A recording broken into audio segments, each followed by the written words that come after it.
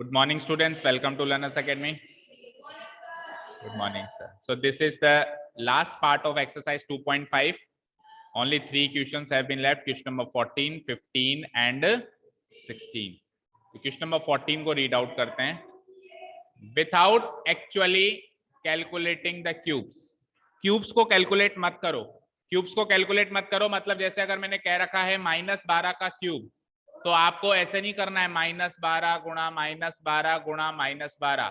अगर लिखा हुआ है 7 का क्यूब तो आपको ऐसे नहीं करना है 7 गुणा 7 गुणा 7, और 5 के क्यूब में भी आपको 5 गुणा 5 गुणा 5 नहीं करना है. ना ये काम करना है ना ये काम करना है ना ये, क्योंकि आपको कैलकुलेट करना ही नहीं है क्यूब्स को, और बिना कैलकुलेट करे आपको इसकी वैल्यू पता करनी है कि इसके क्यूब और इसके क्यूब को जोड़ देंगे तो क्या निकलेगा. कैसे करेंगे यही तो सवाल है. ये दोनों गेट लगाओ पहले आइडेंटिटी से.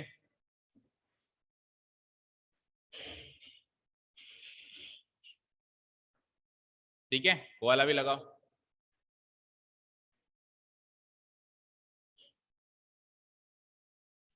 ठीक है, अब सुनो, देखो कैसे करेंगे. देखो मेरे पास क्वेश्चन है, क्वेश्चन नोट डाउन कर लेता हूं मैं एक बार.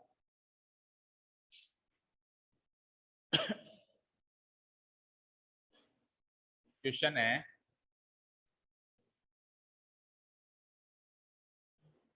हाँ, -12 का क्यूब प्लस 7 का क्यूब.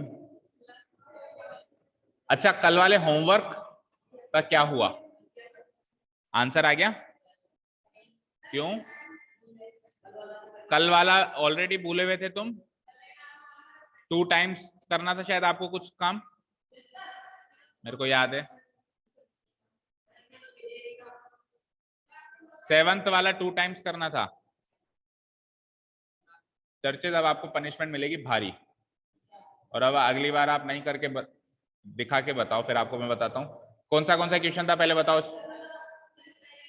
क्वेश्चन नंबर 7th का, 8th का है 7th का, 7th का 3rd. ये तो ऑलरेडी 2 टाइम्स था, और फिर जो 8th और 9th में से क्वेश्चंस थे, 8th वाले 2nd और 4th, ये आपने कहा था मैं घर जाके सेंड करूंगा. कहाँ किए? घर जाते ही चले गए थे. कहीं भी जाओ, मुझे क्या मतलब है, कहीं भी जाओ आपको होमवर्क, अरे मैं बात कर रहा हूं ना, कहीं भी जाओ आपको होमवर्क सेंड करना है मेरी तरफ से. कहीं भी जाओ, ऑस्ट्रेलिया जाओ, कोटा बूंदी जाओ, स्विट्जरलैंड जाओ, कहीं भी जाओ, मेरा होमवर्क सेंड करो और फिर आप फ्री हो. तो इंटू 2 टाइम्स मार्क करो ये भी जल्दी से. और कल क्या होमवर्क था? हाँ, मैंने एक क्वेश्चन खुद से बना के दिया था, वो भी नहीं हुआ, तो उसको भी मार्क करो इंटू 2 टाइम्स.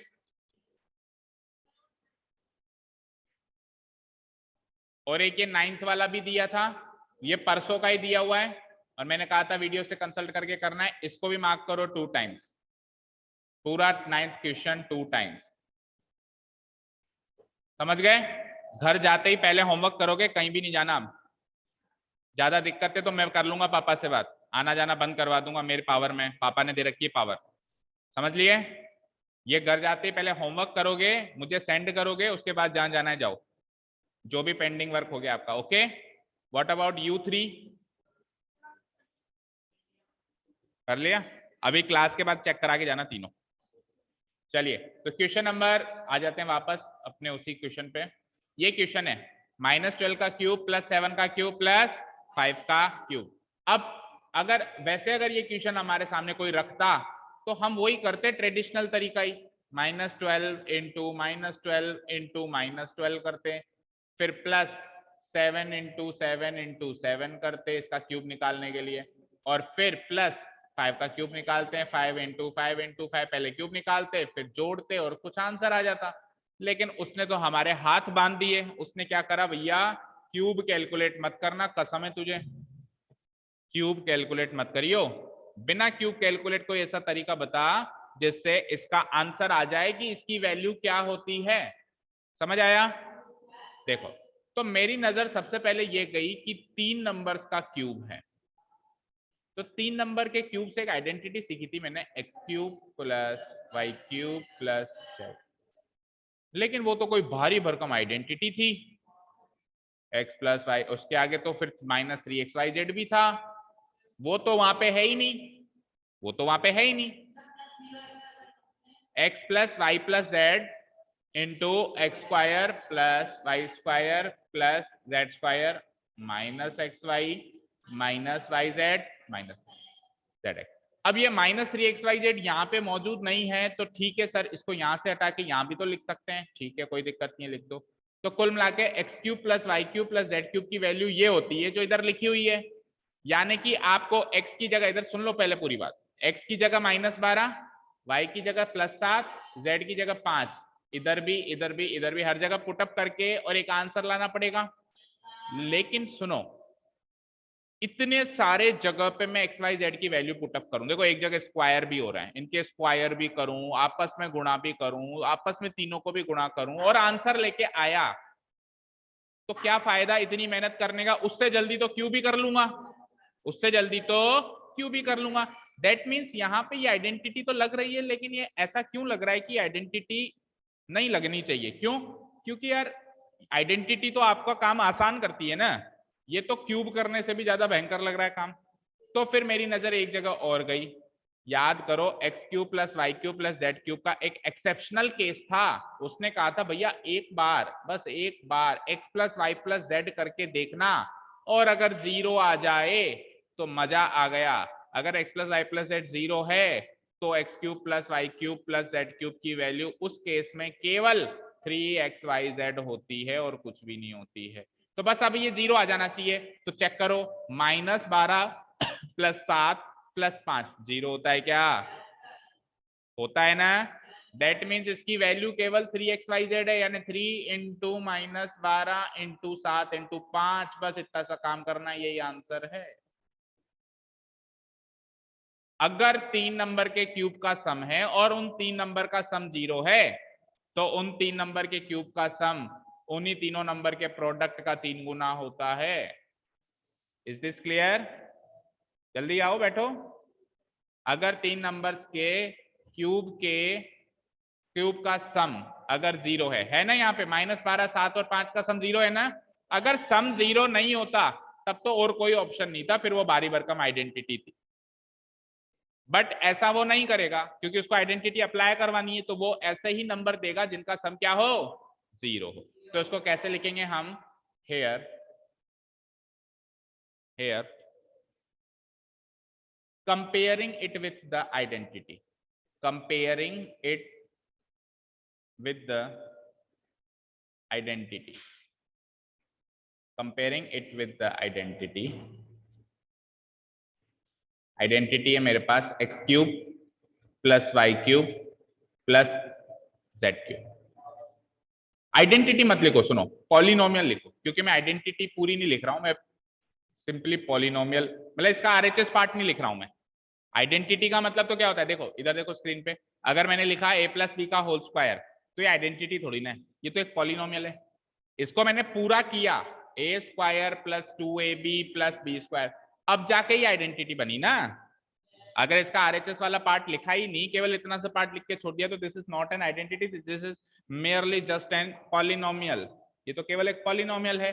तो मैंने केवल इसको x³ + y³ + z³ से कंपेयर किया है, आगे वो भारी भरकम जो चीज है 8th नंबर आइडेंटिटी जो है वो नहीं लिख रहा हूं मैं।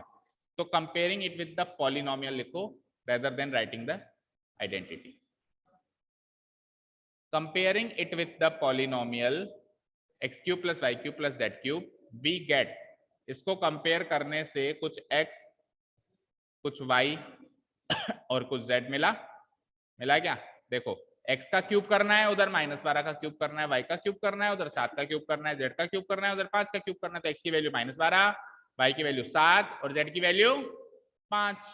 -12, y की वैल्यू 7 एंड z की वैल्यू इज 5। यहां तक क्लियर है? ठीक है। अब मैंने एक बार ऐसे ही तुक्का लगा के चेक किया कि यार चेक कर लेता हूँ x + y + z क्या आ रहा है, अगर 0 आ जाएगा तो हो जाएगी बल्ले बल्ले, तो अंधेरे में तीर मारते हैं ना, जैसे तुक्का लगा के देख लेते हैं, पता नहीं क्या हो। चलो, तो नाउ मैंने चेक किया कि x + y प्लस z क्या आ रहा है, तो x कितना था -12 प्लस y कितना था 7 प्लस z कितना था 5। इसको सॉल्व करते हैं तो -12 नेगेटिव है और 7 + 5 पॉजिटिव है, तो ये क्या हो गया 0 आ गया। आया क्या 0? और अगर x + y + z 0 होता है एंड वी नो दैट हम जानते हैं, क्या जानते हो, हम ये जानते हैं कि अगर x + y + z 0 है देन, तो अगर x + y + z 0 है तो x³ + y³ + z³ 3xyz होता है। पढ़ाया था कि नहीं पढ़ाया था? पढ़ाया था क्या? बोलो चर्चित, पढ़ाया था। कब नहीं आए थे? आइडेंटिटीज का जब बताया था तब पढ़ाया था। और ये तो 2-3 बार बता दी ये चीज तो, अरे यार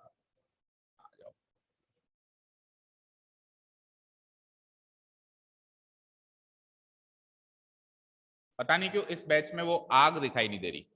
एक चीज जो सीखने की जो आग होती है ना, क्लास 9th के बच्चे थोड़े से एक्साइटेड होते हैं नई चीजें सीखने के लिए, बट इस बैच में वो आग दिखाई नहीं दे रही है।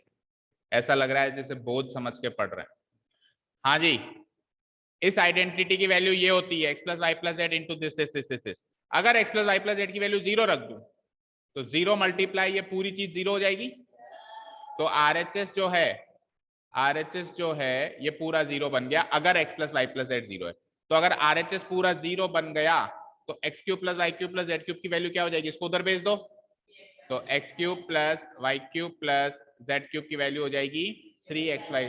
और शायद कल ही किया है, मेरे को तो ऐसा याद आ रहा है कल ही तो किया है, तो फिर कैसे कह रहे हैं नहीं आया?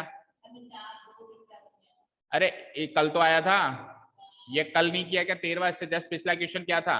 वैसे भी कोई क्वेश्चन करते हो पिछली आइडेंटिटी पे ही तो बेस्ड होता है। क्या कह रहा है, अगर x + y + z 0 है तो x³ + y³ + z³ की वैल्यू क्या होगी? शो किया था हमने, प्रूव करके बताया था। तो प्रूव करके बताया था इसका मतलब ये थोड़ा ना कि आगे के लिए याद नहीं रखना है। जो भी चीज हमने एक बार प्रूव कर ली उसको आगे के लिए आइडेंटिटी की तरह याद रखना है उसको। तो अगर x + y + z 0 है तो x³ y³ + z³ की वैल्यू क्या हो जाती है? और यहाँ पे x + y + z की वैल्यू 0 हो रही है, तो इसके क्यूब का सम क्या हो जाएगा? 3xyz हो जाएगा। सो x³ + y³ + z³ 3xyz हो गया। पुट करो वैल्यूज, दैट इज हमारा क्वेश्चन क्या, x की जगह क्या है -12 का क्यूब, y की जगह क्या है 7, z की जगह क्या है 5। तो इसके क्यूब का सम आ जाएगा 3 इंटू x क्या है -12 इंटू y क्या है 7 इंटू z क्या है 5। बस आपको इनको प्रोडक्ट करना है, वही आंसर है। आपको कोई क्यूब कैलकुलेट नहीं करना है -12 का 7 का या 5। अब देखो एक माइनस साइन है तो ऑब्वियसली आंसर माइनस में आएगा, है ना।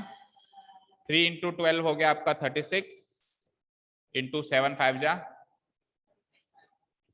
या फिर सिंपल कैलकुलेशन करते हैं। देखो 3 इंटू 5 15 कर देता हूं क्योंकि 15 की टेबल मुझे आती है, और 12 7 जा 84 कर देता हूं। अब 15 की टेबल आती है तो 15 इंटू 84 कर दूंगा ना। 15 4 जा 60, रिमाइंडर 6, 15 8 जा 120 एंड 6 126 आंसर। हाँ वो ज्यादा आसान था, यस। 12 5 जा 60 करते तो वो ज्यादा आसान था। 3 7 जा 21। अब केवल 6 का पाड़ा बोलना है, 0 तो ऐसे ही आ जाएगा। तो ऐसे भी कर सकते थे, बहुत सारे तरीके। ओके, तो फाइनल आंसर इज -1260। चेक करो पीछे, तो ना तो कोई क्यूब कैलकुलेट की हमने, फिर भी हमने इन तीनों के क्यूब्स का सम लिया है। क्या बड़ा क्या है? मेथड बड़ा है, लेकिन आप ये सोचो इसका इंपॉर्टेंस कितना है। कहां आप -12 का क्यूब कैलकुलेट करते हैं, -12 गुणा -12 गुणा -12 करते, फिर एक आंसर आता। फिर आप 7 का क्यूब कैलकुलेट करते। चलो आप कहोगे सर 7 का क्यूब तो मैं जानता हूँ 343 होता है, 5 का क्यूब भी जानता। तो जरूरी थोड़ी ना एग्जाम में छोटे नंबर दे। एग्जाम में मैं तो ऐसे दूंगा 77 57 122। अब करो 122 गुणा 122 गुणा 122, करो 77 गुणा 77 गुणा 77, तो फिर तो आइडेंटिटी की याद आएगी कि नहीं आएगी? तो इसलिए सीखना तो पड़ेगा, सीखना तो पड़ेगा। Second question everyone will try by your own. 20, ये लो आगे बढ़े नंबर, 28 का क्यूब 15 क्यूब 13, करो ट्राई फटाफट से सेकंड क्वेश्चन ट्राई करो और बताओ। हाँ b, 28 cube minus 15 cube minus 13 cube, कसम है आपको कैलकुलेट नहीं करोगे क्यूब आप, ऐसा उसने कहा है, मैं नहीं कह रहा हूँ, विदाउट एक्चुअली कैलकुलेटिंग। नहीं आया, कोई बात नहीं। देखो क्वेश्चन है हमारे पास 28 का क्यूब माइनस का है, अच्छा माइनस 15 है, ब्रैकेट के अंदर माइनस है, 28 का क्यूब प्लस अब अगर मैं इसको ट्रेडिशनली करता तो मैं क्या करता, 28 इंटू 20, सीधा बैठ 28 इंटू 28 इसको क्या करता -15 इंटू -15 इंटू, और उसको करता -13 इंटू -13 इंटू -13, और फिर जो इनके आंसर्स आए उनको लास्ट में जाके जोड़ता। ये तो होता ट्रेडिशनल तरीका, बट ऐसा मुझे करना भी नहीं है, और उसने भी कसम दिला दी, एग्जामिनर में तो कसम दिलाई है कि without actually calculating the cubes तो कैलकुलेट करना ही नहीं है, और इसकी वैल्यू भी चाहिए। तो मेरी नजर गई सीधे के सीधे कि यार ये तो समथिंग का क्यूब प्लस समथिंग का क्यूब प्लस समथिंग के क्यूब के पॉलिनोमियल से मैच कर रहा है x cube plus y cube plus z cube. तो उस हिसाब से कंपैरिजन किया तो एक्स की value at y and z की कुछ वैल्यूज मिली। एक्स की वैल्यू मिली 28, वाई की वैल्यू मिली -15 एंड जेड की -13।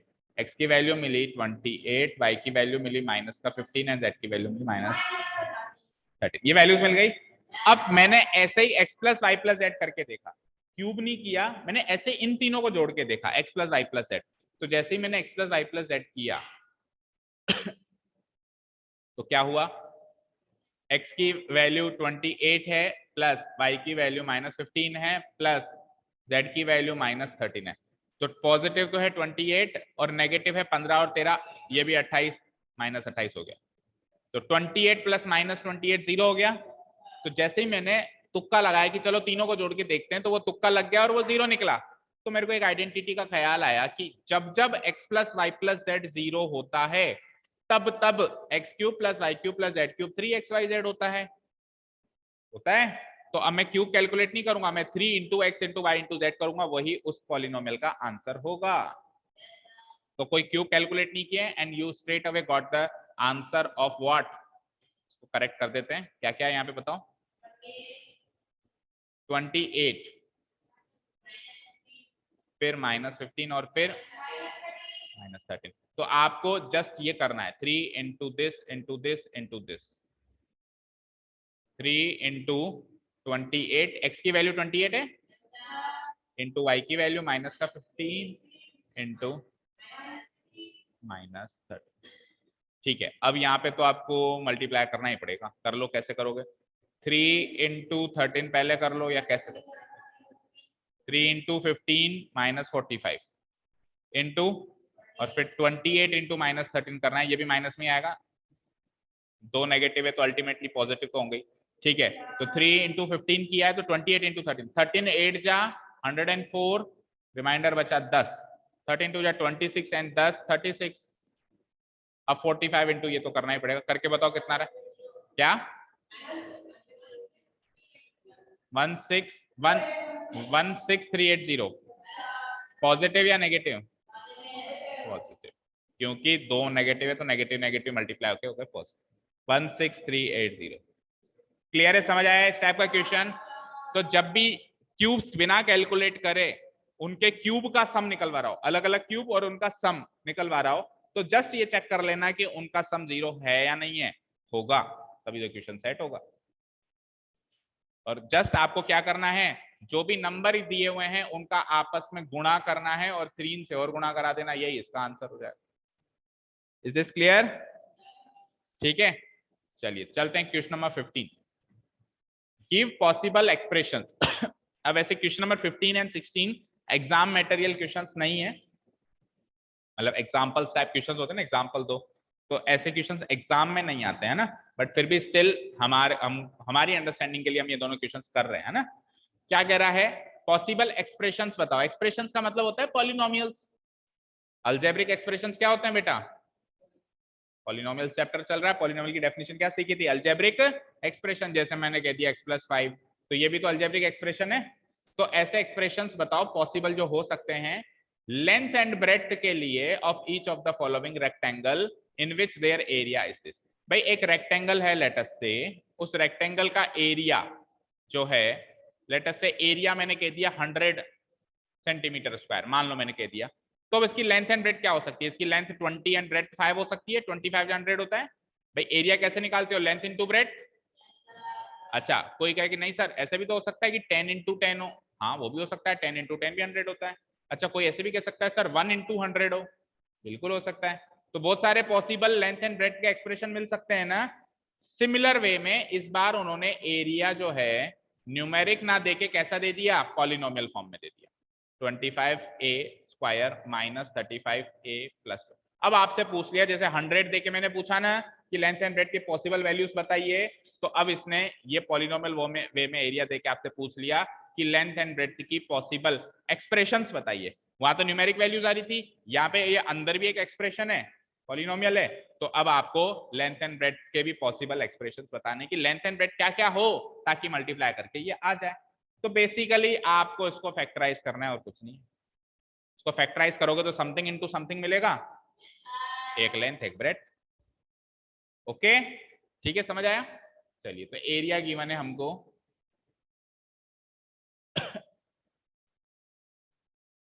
एरिया गिवन है हमको hair the area of the rectangle is given as the area of the rectangle is given as, ठीक है, area of the rectangle given है, area equal to expression form में है 25a square minus 35a plus 2। किस type का polynomial है ये,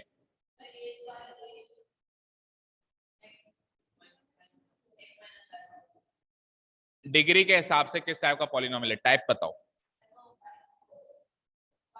quadratic polynomial, क्योंकि डिग्री 2 है तो क्वाड्रेटिक पॉलिनोमियल को फैक्टराइज करना तो हमने चौथी एक्सरसाइज में सीख लिया, तो हमारे लिए क्वेश्चन कुछ भी नहीं है। फोर्थ एक्सरसाइज में हमने सीखा है कि कैसे क्वाड्रेटिक पॉलिनोमियल को फैक्टराइज करते हैं by using the method of splitting the middle term. बस वहां पे x हुआ करता था, अभी a है। जैसे मान लो ये x होता तो आपको जाना पहचाना दिखाई देता, 25x square plus 35x plus 12, ये x स्क्वायर वाली टर्म, ये x वाली टर्म, ये कॉन्स्टेंट टर्म। तो उसको स्प्लिटिंग द मिडिल टर्म से करते हैं ना, तो बस x की जगह a है, बस फर्क इतना है। तो चलो आपको रिकॉल कराते हैं कि क्या था स्प्लिटिंग। हाँ हाँ, विंडो खोलेंगे और a plus b a minus a plus b a into b और 2 नंबर सोचने का काम करेंगे। और वैसे भी अब तो चैप्टर खत्म हो गया, तो रिकॉल सब करना ही है क्योंकि टेस्ट तो होगा ही। देखो वैसे अपन a प्लस बी लिखते थे, small a plus small b लिखते थे ना, बट क्योंकि a वाली चीज तो इसने खुद ने यूज कर ली, तो जो हम यूज करते थे वो तो पहले वो यूज किया कर लिया, तो उसकी यूज की हुई चीज तो ना यूज करेंगे, है ये तो हमारी शान के खिलाफ हो जाएगा। तो we will use capital A and B। X थोड़ा अजीब हो जाता है, कैपिटल ए और बी ले लो ना, ए इंटू बी ए बी। बोलो ए प्लस बी में क्या लिखते हैं, -35, बीच वाली टर्म का कोएफिशिएंट माइनस, और ए इंटू बी में क्या लिखते हैं, अगल बगल के कोएफिशिएंट का प्रोडक्ट। तो 25 इंटू 12 करो, 12 5 जा 60, रिमाइंडर 6, 24 और 6 30, यानी 300। अब भैया सोच के बता दो, ऐसे दो नंबर जिनको जोड़ने पे -35 आता हो और गुणा करने पे 300 आता हो। शुरू हो जाओ, शुरू हो जाओ जल्दी। तो आपके बताए हुए ये सारे ऑप्शंस तो हो गए रिजेक्ट। 30 इंटू 10 भी नहीं है क्योंकि 30 और 10 35 नहीं होता, 5 इंटू 60 भी नहीं है, 25 इंटू 10 भी नहीं है, और 7 इंटू 50 तो खैर 35 1 मिनट में ढूंढ देगा।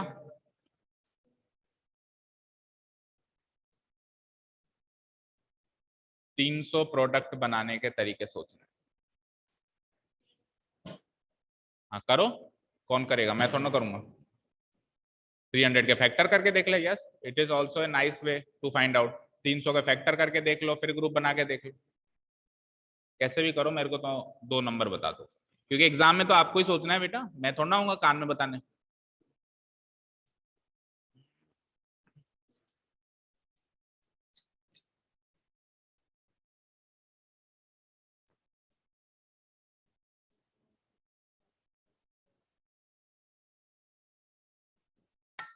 आएगा वो तो, आने वाली चीज तो आएगी, अब आगे उसको ग्रुपिंग भी तो करो। उनमें से कौन से फैक्टर को कहाँ डालें ताकि उसका सम, बोलो। Very good. 20 और 15 मिलके 300 भी होते हैं, 15 टू जा 30 होता है, और 20 और 15 मिलके 35 भी होते हैं। अब ये नेगेटिव है तो इसको भी नेगेटिव कर दो और इसको भी नेगेटिव कर दो, तो -20 एंड -15, -20 एंड -15। चलो splitting the middle term, splitting the middle term,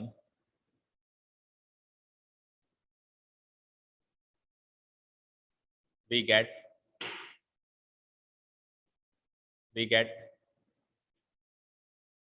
area equal to 25a square, तो एज इट इज -35a को स्प्लिट करो, -20a -15a और +12 एज इट इज।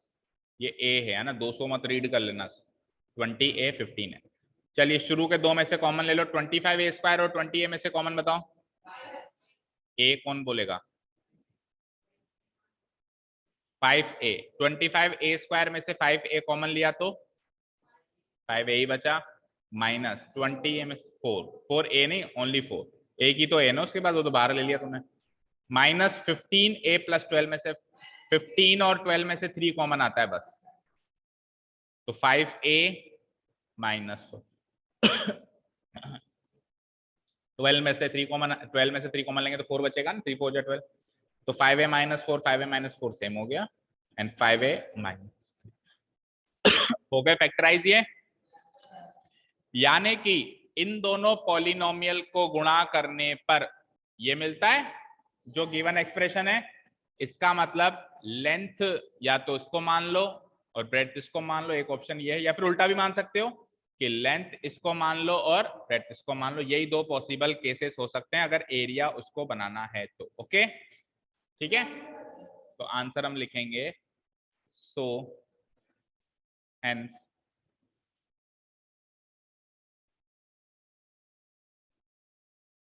एक मिनट रुको, पहले एक बार फॉर्मूला लिखो। We know that area of a rectangle, we know that area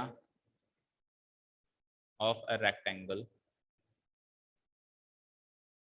equal to होता है लेंथ इंटू ब्रेड्थ।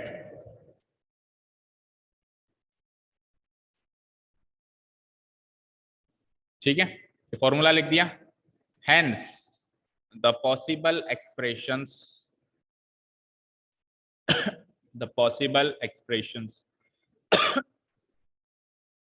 फिर क्या कह रहा है क्वेश्चन में, find the possible expressions for the length and breadth, the possible expressions for the length and the breadth of the given rectangle, of the given rectangle are ठीक है। Possible expression बताओ, तो लेंथ तो ले लो, पहला वाला polynomial क्या निकला, पहला फैक्टर 5a -4, एंड ब्रेड्थ क्या निकली, दूसरा वाला फैक्टर ले लो 5a -3। अब और लगा के लिखो क्योंकि इसका उल्टा भी पॉसिबल है, और लेंथ इसको मान लें, यह भी हो सकता है कि 5a -3 को लेंथ मान लें एंड 5a -4 को ब्रेड्थ। तो यही 2 पॉसिबल केसेस हैं, या तो ये केस पॉसिबल है या ये केस पॉसिबल, लेंथ उसको मान के ब्रेड्थ उसको मान लो, या लेंथ उसको मान के ब्रेड्थ उसको मान लो।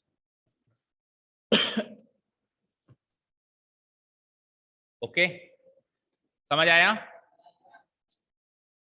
मतलब ये एक इस तरह का रेक्टेंगल है जिसमें मैंने लेंथ मान ली 5a -4 और ब्रेड्थ मान ली मैंने 5a 3। तो इस हिसाब से क्या मिलेगा मुझे पॉलिनोमियल 25a² -35a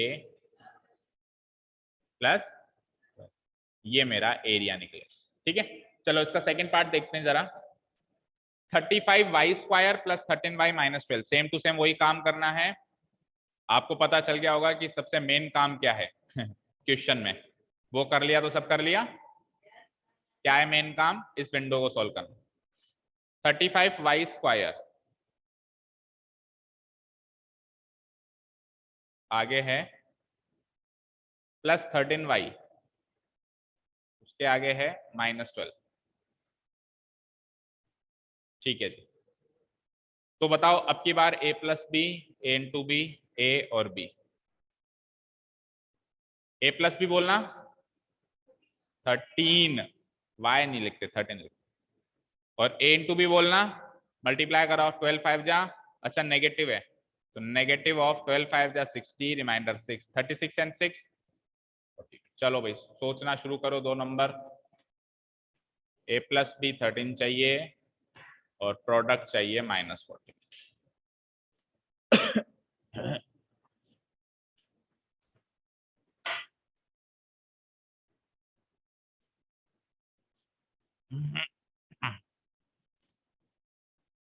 60 और 7 से 13 नहीं आएगा ना बेटा। a + b 13 भी तो चाहिए, a + b 13 भी चाहिए ना। 13 60 और 7 को जोड़ने से 13 नहीं आता ना।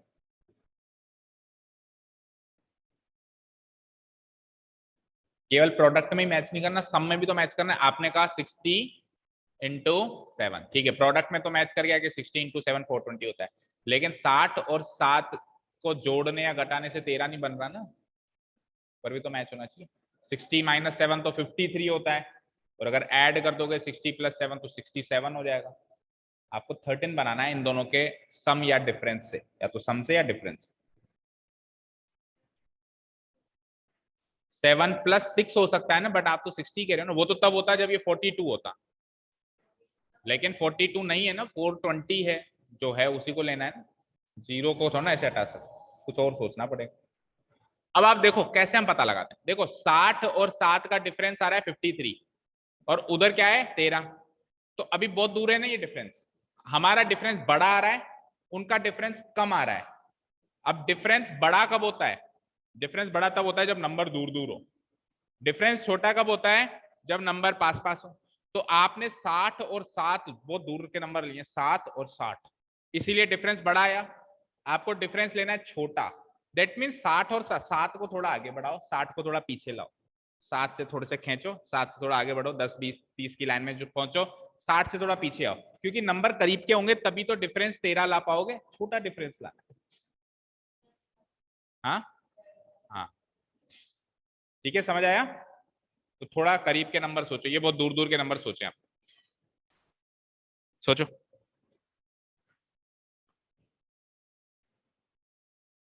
और जब कुछ समझ में नहीं आए तो फिर दूसरा तरीका क्या है, 420 को करो फैक्टराइज करना। 420 को फैक्टराइज क्या आ रहा है? 420 = क्या आएगा? 2 × 210 बच गया, फिर 2 × 105 बच गया, 3 × 35 बच गया, 5 × 7। सही किया क्या देखना? फैक्टराइज सही कर दिया क्या? देखो सही है। अब आ जाओ, आ जाओ। अब इससे अपने को दो नंबर बनाने हैं जिनका या तो जोड़ या डिफरेंस क्या आना चाहिए? 13 आना चाहिए। ठीक है, अब कॉम्बिनेशन ले लो। जैसे कि सपोज करो मैंने 2 × 3, अब आपने कौन सा कॉम्बिनेशन लिया एंजल? अभी 2 × 3 को आपने यहाँ लिया, 6 को यहाँ लिया, और 5 2 जा 10 × 70 मान लिया, बट इसके कॉम्बिनेशन से 13 नहीं बैठा, तो ये कॉम्बिनेशन हो गया फेल। अब कुछ और कॉम्बिनेशन लेके देख लो, कुछ भी, जैसे 2 × 2 2 × 3 यहाँ ले लो, और 7 × 5 वहां ले लो। 2 2 जा 4, 4 3 जा 12, और 7 5 जा 35। तो 12 + 35 भी 13 नहीं होता, और 35 में से 12 गए तो ये कॉम्बिनेशन भी हो गया फेल। ठीक है, ये कॉम्बिनेशन ट्राई करना जरा। 2 × 3 × 5, 2 3 जा 6, 6 5 जा 30, और 7 2 जा 14, इससे भी नहीं हुआ ना, इससे भी नहीं हुआ, सॉरी। चलो अब ये करो, अब ये करो, ये अभी ये काम करेगा शायद। 2 into 5 तो इधर लो, और 2 3 जा 6 7 जा 42, ये भी काम नहीं कर रहा। ओके, कुछ और सोचो। अब तो करीब करीब सारे कॉम्बिनेशन सोच ही ये तो कर लिया ना बीच वाला। तो 2 into 5 into 7 ट्राई नहीं किया, ये ट्राई करते हैं। 2 into 5 into 7 70, 2 3 ये तो कर लिया ना, एंजल ने सबसे पहले ये तो बताया था 70। 3 into 5 into 7 कर लो, पर इससे नहीं बैठेगा क्योंकि ये बड़ा नंबर होगा और 4 छोटा नंबर होगा, गैप ज्यादा है ना। 5 3 जा 15, 7 जा 105, 2 2 जा 4, ये तो बहुत छोटे पड़े। हाँ, अब बस पहुंचने ही वाले हैं क्योंकि करीब करीब सारे कॉम्बिनेशन ट्राई कर लिए। ये करके देख लिया ना बेटा, 3 into, अभी जस्ट यही तो किया था इससे पहले। क्या 3 into 5 into 7 कर रहे हो ना? अच्छा, 3 into 5 एक जगह, हाँ ये ट्राई नहीं किया। 2 2 जा 4, 4 7 जा 28, हो गया काम। नहीं, पूरे भी तो लेने पड़ेंगे, तभी तो प्रोडक्ट 420 बनेगा। इनको सबको लेना है, एक को भी छोड़ना नहीं है। तो हो तो गया।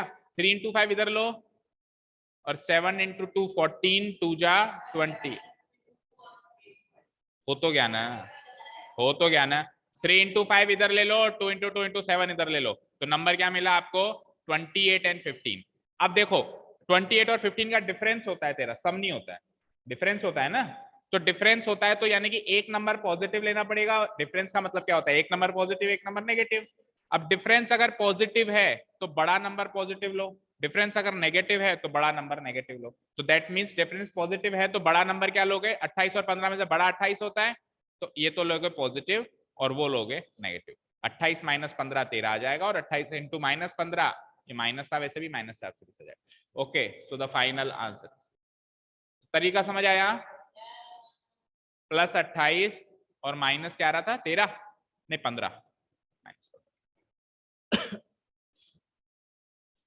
ठीक है, स्प्लिट कर देते हैं। हाँ आप भी करो, स्क्रीन पे मत देखो, मैं मेरा कर रहा हूँ। मैं बोल नहीं रहा हूँ, चलो ठीक है, मैं बिना बोले कर देता हूँ।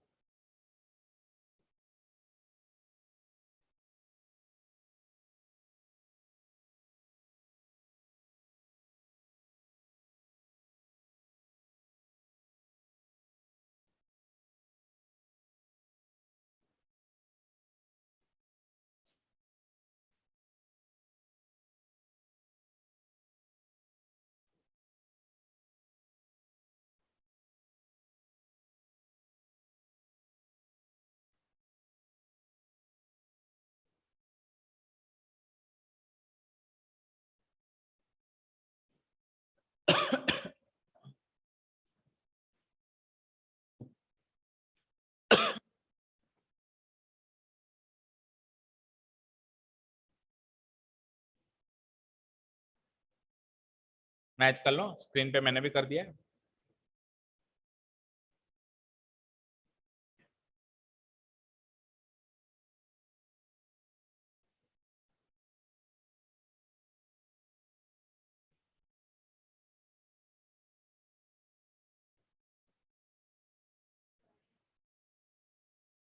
यही आ रहा है?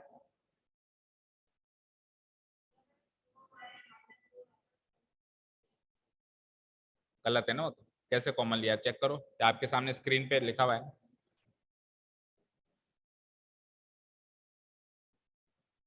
भाई आपके सामने स्क्रीन पे सॉल्यूशन है ही से, आप मैच कर लो ना कहाँ गलती करी है। और अगर मैंने गलती करी है तो मुझे बता दो, या तो आपने करी होगी या मैंने करी होगी। ठीक है, आ गया, मैच हो गया।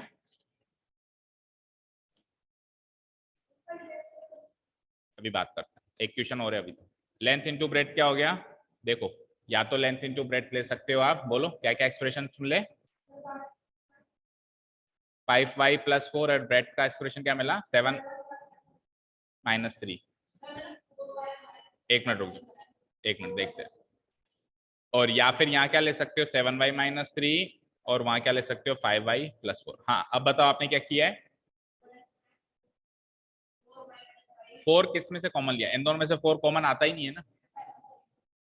इसमें से 4 कॉमन ले कैसे लिए? 35 और 35 में से 4 आता है क्या कॉमन? हाँ, तो 4y तो तब लोगे ना बेटा जब अंदर 4 बचेगा। अच्छा, अंदर 4 बचा रहे हो आप, तो 4y अंदर बचेगा कैसे? 7 4 जा तो 35 थोड़ा ना होता है, 7 4 जा तो 28, ये तो 28y स्क्वायर होता तब होता। भाई इधर देखो, 35 और 28 में से 7 कॉमन आएगा, दोनों 7 की टेबल में आते हैं, वाई स्क्वायर और वाई में से वाई कॉमन है, 7y कॉमन हो गया। अब 35y स्क्वायर को 7y से डिवाइड कराओ, तो 7 5 जा 5y। पहले 28y को लोगे अगर आप, तो फिर इसमें से 4 ही तो कॉमन आएगा, क्योंकि 28y में से 7y तो कॉमन ले चुके हो ना, y से y कट चुका है, 28 से 7 लोगे तो फिर पहले 4 आ जाएगा और फिर 5y आ जाएगा, तो 4 + 5y लिख दो या 5y + 4 लिख दो, बात तो एक ही। 4 क्या है कि y क्यों लगेगा ये बताओ? 35y थोड़ी ना, 35 तो y स्क्वायर है और 28y है, इसमें से कॉमन लोगे तो अंदर y बचेगा, इसमें से कॉमन लोगे तो अंदर y नहीं बचेगा, क्योंकि उसके पास एक ही y है, इसके पास 2y है, तो इसके आगे तो एक y बचेगा, उसके बाद एक ही y है और उस वही कॉमन ले लिया अपन ने, 28 में से 7, इसके पास 4 बचेगा। ठीक है, चलो अब लास्ट क्वेश्चन पे आ जाओ फटाफट। Question number 16, the last question of exercise and also of the chapter. Question है सेम टू सेम उसी तरीके का है, अगेन एग्जाम मटेरियल नहीं है, बट हमारी अंडरस्टैंडिंग के लिए जरूरी है करना। What are the possible expressions of the dimensions of the cuboid? जैसे रेक्टेंगल होता है ना बेटा, रेक्टेंगल एक 2D फिगर होता है, रेक्टेंगल एक 2D फिगर होता है, 2 डायमेंशनल, लेंथ और ब्रेड्थ 2 ही डायमेंशन होती है इसमें। इसका 3D वर्जन होता है क्यूबॉइड। रेक्टेंगल का 3D वर्जन क्या होता है? क्यूबॉइड। एक example like the room we are sitting in, this is a classic example of cuboid. इसमें 3 डायमेंशंस हैं, लेंथ, ब्रेड्थ एंड इसमें क्या आ जाती है? हाइट भी आ जाती है। एक और क्लासिक एग्जांपल, पहले हम मूवीज देखने जाते थे तो हम, और अभी भी हम जनरली 2D मूवीज देखते हैं, मतलब हम थिएटर में जाते हैं तो सामने पर्दा रेक्टेंगुलर होता है, एक उसकी लेंथ होती है, एक उसकी ब्रेड्थ होती है, जो हीरो मार रहा है, विलियन मर रहा है, जो भी हो रहा है उस पर्दे के अंदर 2D के अंदर हो रहा है, उससे बाहर कुछ नहीं आता। मान लो हीरो ने गोली मारी, मान लो गोली मारी, तो गोली उस पर्दे के अंदर ही कहीं घूम फिर के उधर ही लगेगी, इधर बाहर नहीं आएगी, तो वो तो था 2D। और आजकल फिर 3D मूवीज आ गई। 3D मूवी देखी किसी ने? एक ग्लास पहनाते हैं, तो उसमें क्या होता है, हीरो यहाँ के बात करता है और ऐसा लगता है गोली मेरे पास आ रही है। That means length and breadth तो पहले भी था, हाइट भी आ गई। अभी स्क्रीन 2D है, ये है लेंथ, अभी जो भी हो रहा है इस 2D के अंदर हो रहा है, लेंथ और ब्रेड्थ में। अभी मान लो इसको 3D स्क्रीन बना दे, ये वॉल्यूम जो है इसके नाक पे आके बैठ जाएगा, इसके नाक पे आके यहाँ दिखेगा इसको वॉल्यूम, ये इस वॉल्यूम को उठा के इधर पीछे भी रख सकता है। अभी अपन किसी भी टर्म को उठा के या तो इधर रख सकते हैं या उधर रख सकते हैं, इधर रख सकते हैं, इधर बाहर निकाल सकते हैं क्या? 3D होता तो बाहर भी आ जाता। ओके, समझ आया 3D 2D? तो क्यूबॉइड क्या है, ऐसा होता है, समझ आया? एक डायमेंशन और बढ़ गई, ये वाली डायमेंशन और बढ़ गई, जिसको अपन हाइट बोलते हैं जनरली। तो इसमें ये पूछ रहा है कि लेंथ ब्रेड्थ हाइट क्या क्या हो सकती है क्यूबॉइड की, अगर वॉल्यूम ये है। अब वॉल्यूम का फॉर्मूला क्या होता है? Length into breadth into height.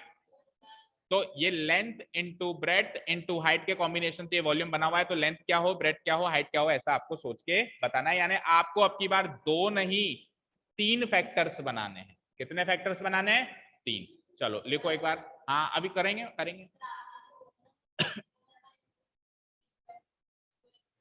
2 linear polynomial निकलेंगे, 2 लीनियर निकलेंगे, कांस्टेंट भी तो निकल सकता है, लीनियर 2 ही निकलेंगे ये श्योर है भाई। यहां से ये क्वाड्रेटिक है ना, तो इसमें से लीनियर फैक्टर तो 2 ही निकलेंगे, कुछ भी कर लो, लेकिन एक कांस्टेंट भी तो निकल सकता है, तो कांस्टेंट को एक डायमेंशन मान लेंगे, बचे हुए 2 लीनियर को ब्रेड्थ एंड हाइट मान लेंगे। लीनियर तो 2 ही निकलेंगे क्योंकि क्वाड्रेटिक है, समझ आया? अगर ये क्यूबिक होता तो फिर लीनियर 3 निकलते, समझ आई? ठीक है, अभी भी तो देखो 2 लीनियर निकल रहे थे ना। अभी देखो इसमें ये डिग्री क्वाड्रेटिक है ना, तो देखो ये एक लीनियर फैक्टर है, इसकी पावर 1 है, ये भी एक लीनियर फैक्टर है, इसकी पावर 1 है, तो लीनियर तो 2 ही निकले, अभी भी लीनियर 2 ही निकलेंगे। तो हमको एक कांस्टेंट तीसरा मानना पड़ेगा, क्योंकि टोटल 3 डायमेंशन चाहिए। ठीक है, मतलब लेंथ कांस्टेंट मान लेंगे, लेंथ फिक्स है, ब्रेड्थ और हाइट बदल रही है। ठीक है, या उल्टा भी कर सकते हो कि ब्रेड्थ को कांस्टेंट मान लो। चलो क्वेश्चन लिखते हैं एक बार। वॉल्यूम ऑफ क्यूबॉइड गिवन है हमको, hair the volume of the cuboid is given as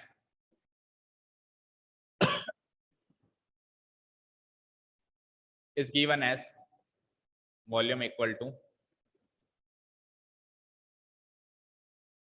हो सकता है इसमें भी स्प्लिटिंग द मिडिल टर्म लगाना पड़े, देखते हैं वॉल्यूम, देखते हैं 3x स्क्वायर माइनस 12x, नहीं लगाना पड़ेगा इसमें। स्प्लिटिंग द मिडिल टर्म वाले पॉलिनोमियल में 3 टर्म्स होती हैं, इसमें तीसरी टर्म का है, ऐसे ही मान ले 1, घर का राज चल रहा है, नहीं कुछ भी नहीं मान सकते, 0 जरूर मान सकते हो लेकिन उससे कुछ फायदा ही नहीं होगा। स्प्लिटिंग द मिडिल टर्म की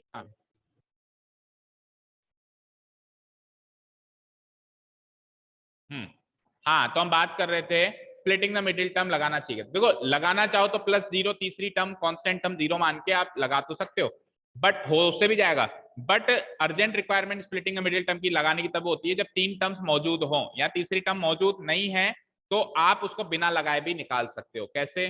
तो जब स्प्लिटिंग द मिडिल टर्म लगा ही नहीं रहे तो ये लाइन हटा देता हूं मैं, ये विंडो की भी कोई नीड नहीं है, फिर बना देंगे, कौन सा हमारे पैसे लग रहे हैं, कोई बात नहीं, टाइम इन्वेस्ट हो रहा है, ये खर्च नहीं हो रहा है। 3x स्क्वायर माइनस 12x, आप सीधे देखो दोनों में से कोई ना कोई कॉमन आ रहा है।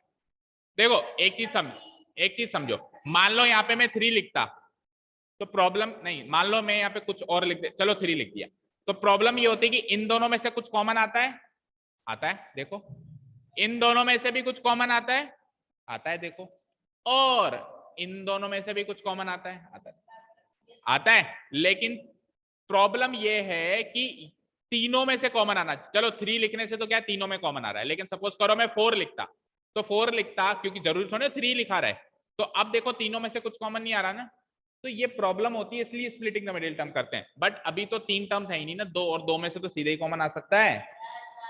2 में से क्या कॉमन आ रहा है, इन दोनों में क्या कॉमन आ रहा है, 3x, अंदर क्या बचा, x माइनस 4 बच गया। अब 3x इंटू एक्स माइनस 4 को क्या लिख सकते हो, 3 इंटू एक्स माइनस 4, 3 फैक्टर्स मिल गए आपको। मैंने कहा था लीनियर तो 2 ही मिलेंगे, देखो लीनियर 2 है, ये लीनियर है, इसकी पावर 1 है, ये लीनियर है, इसकी पावर 1 है, एक कांस्टेंट मिलेगा, मैंने कहा था, मिल गया। अब इन 3 में से किसी को भी लेंथ मान लो, किसी को भी ब्रेड्थ मान लो, किसी को भी हाइट मान लो, प्रोडक्ट यही आना है, वॉल्यूम यही आना है, मतलब समझ आया। तो बिना स्प्लिटिंग द मिडिल टर्म के काम हो गया। इसको हटा देता हूं, नंबर समझ में नहीं आया। 3x स्क्वायर माइनस 12x में से क्या कॉमन आया बताओ, 3x आया, क्या बचा, 3x square divided by 3x, x बच गया, बचा क्या, इसको इससे डिवाइड कराओ ना, 3 से 3 कटा, x स्क्वायर से x बचा। अच्छा 12x को 3x से डिवाइड कराया, x से x कटा, 3 से 4, माइनस 4 बच गया, माइनस है। अब 3x इंटू एक्स माइनस 4 का मतलब क्या है, इनके बीच में कोई साइन नहीं है, मतलब मल्टीप्लाई का साइन है ना, और इसके बीच में मल्टीप्लाई का साइन है, तो ये वॉल्यूम है, और वॉल्यूम क्या होती है, length into breadth into height, मतलब l into b into h की value this into this into this है। अब चाहो तो एल को ये ले लो, बी को ये ले लो, एच को ये ले लो, चाहो तो एल को ये ले लो, बी को ये ले लो, एच को ये ले लो, क्योंकि मल्टीप्लाई तो कैसे भी करें प्रोडक्ट तो यही आएगा,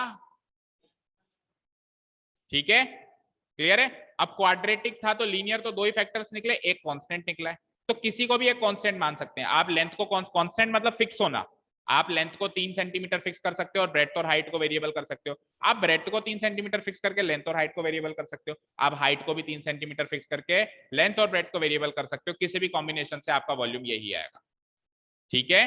तो मैं नीचे लिखूंगा, अब समझ आया विनीत, तो मैं नीचे लिखूंगा we know that volume of a cuboid is, formula लिख देंगे एक बार, हाँ ट्राई करो जिसने हो गया, volume of a cuboid is length into breadth into height, hence the possible expressions for the length comma the breadth and the height of the given the breadth and, अब देखो उसने अलग अलग नहीं कहा, क्वेश्चन की भाषा में जवाब देते हैं, उसने क्या कहा था, डायमेंशंस बताओ, क्या कहा था, अब डायमेंशंस लेंथ ब्रेड्थ हाइट होती है हमको पता है, तो उसने डायमेंशंस कहा था तो हम भी डायमेंशंस वर्ड ही यूज कर लेते हैं ना, बात ही खत्म हो गई, हम क्यों अलग अलग बताएं। Hence the possible expressions for the dimensions for the dimensions of the given cuboid are are 3, पहला 3, कॉमा दूसरा क्या निकला x, एंड तीसरा डायमेंशन क्या निकला x। अब इसमें कोई भी लेंथ ले लो, कोई भी ब्रेथ ले लो, कोई भी हाइट ले लो, मैंने स्पेसिफाई किया ही नहीं कि ये लेंथ ये ब्रेथ, मैंने डायमेंशन वर्ड यूज कर लिया, जो मर्जी वो ले लो, ओके, क्योंकि उसने भी डायमेंशन फॉर्म में पूछा है हमसे। ठीक है, सेकंड ट्राई करो फटाफट, और इसी उस पे हो जाएगा। इसमें भी स्प्लिटिंग द मिडिल टर्म की जरूरत पड़ेगी क्या? इसमें पड़ेगी। चलो ट्राई तो करो एक बार आप,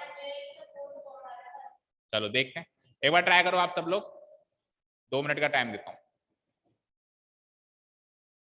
ओके, सेकंड क्वेश्चन में वॉल्यूम बताओ एक बार क्या है। सर टाइम लगेगा 2 मिनट और, आप पढ़ाओगे क्या इनको? आप कह रहे थे ना छुट्टी करेंगे, 9th वालों को कह रहे थे ना छुट्टी करेंगे, अच्छा 10th वाले थे, हाँ भूल गया मैं 2 मिनट रुको, भूल गया मैं तो। चलो बैठ जाओ, कोई दिक्कत नहीं, बैठ। देखो यार, the volume is given as 12 ky square, 12 ky square, आगे बोलो क्या है, प्लस 8 ky माइनस 20 के, सॉरी 20 के। तो फर्स्ट ऑफ ऑल तीनों में से कुछ कॉमन आ रहा है, 4 भी आ रहा है और k भी आ रहा है, क्या बचता है अंदर, बोलो बोलो, डिवाइड करो। 12 ky स्क्वायर को 4k से डिवाइड कर, k से k गया, 4 से 3 टाइम, 3y स्क्वायर तो पहले टर्म में बचा, प्लस सेकंड टर्म को डिवाइड कराओ, सेकंड टर्म को डिवाइड कराओ, यानी 8ky को 4k से डिवाइड कराएंगे, k से k गया 2y, एंड लास्ट में माइनस 20 से 4 डिवाइड हुआ 5। ठीक है, अब देखो यहाँ पे, अब देखो यहाँ पे ये एक क्वाड्रेटिक पॉलिनोमियल बच गया विथ 3 टर्म्स। तो जब जब क्वाड्रेटिक पॉलिनोमियल बचेगा विथ 3 टर्म्स, तो what we will do, we will use the method splitting the middle term. चलो फटाफट से यूज करो, splitting the middle term, we get splitting the middle term, we get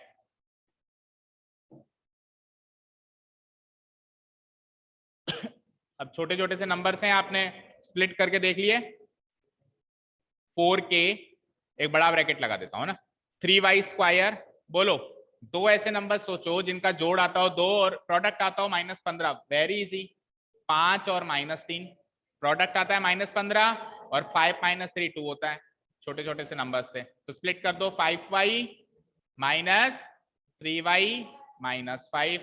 next step में common ले लेते हैं, 3y square and 5y में से y कॉमन आया, क्या बचा 3y + 5, एंड माइनस 3y - 5 में से -1 कॉमन आया, क्या बचा 3y + 5, अगेन 3y + 5, 3y + 5 में से फिर से 3y + 5 कॉमन आया, और क्या बचा y - 1। ठीक है, ये बड़ा वाला ब्रैकेट हटा दो, और आपके पॉसिबल एक्सप्रेशंस मिल चुके हैं लेंथ, ब्रेड्थ एंड हाइट। ठीक है, this is the final answer. 4k कैसे लिख सकते हो उसको, 4k multiplied by 3y + 5 multiplied by y - 1। तो लेंथ, ब्रेड्थ, हाइट के पॉसिबल एक्सप्रेशंस क्या मिल चुके हैं, इन तीनों में से किसी भी एक को लेंथ मान लो, किसी भी एक को ब्रेड्थ मान लो, और किसी भी एक को हाइट मान लो, फाइनल आंसर हो जाएगा हमारा द पॉसिबल डायमेंशंस आर, बोलो 4k, दूसरा डायमेंशन क्या मिला था,